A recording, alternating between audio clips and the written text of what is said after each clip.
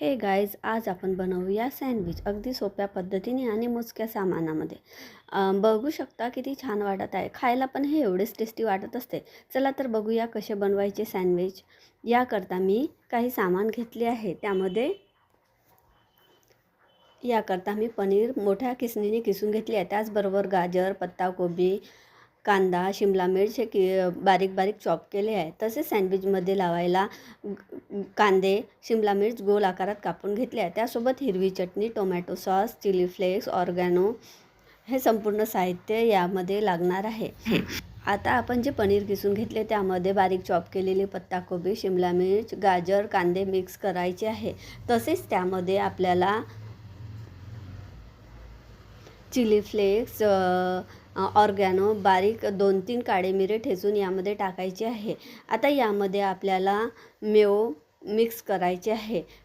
थोडेसे मेयो टाकून व्यवस्थित मिक्स करून घ्यायचे आहे.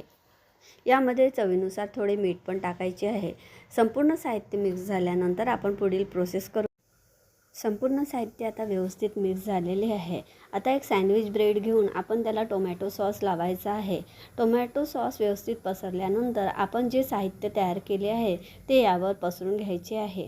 पसरून घेतल्यानंतर आपण दुसरी स्लाईस घ्यायची आहे. जी हिरवी चटणी आपण तयार केली होती ती हिरवी चटणी याला लावून घ्यायची आहे. हिरवी चटणी लावल्यानंतर याच्यात कांदे, शिमला मिर्च, टोमॅटो पण तुम्ही लावू शकता. आता परत एका ब्रेडला टोमॅटो सॉस लावायचा आहे. अशा प्रकारे 3 स्लाईसचे आपण सँडविच तयार करत आहोत.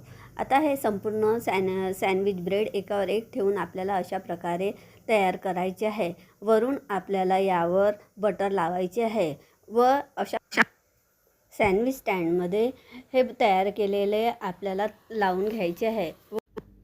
दोन्ही साईड व्यवस्थित गोल्डन ब्राऊन होतपर्यंत आपल्याला शेकून घ्यायचे आहे. अशा प्रकारे क्रंचीनेस पण येत असतो. अशा प्रकारे आपले सँडविच तयार होत असते. मुलांना खायला हे खूप आवडत असते. तुम्ही नक्की करून बघा.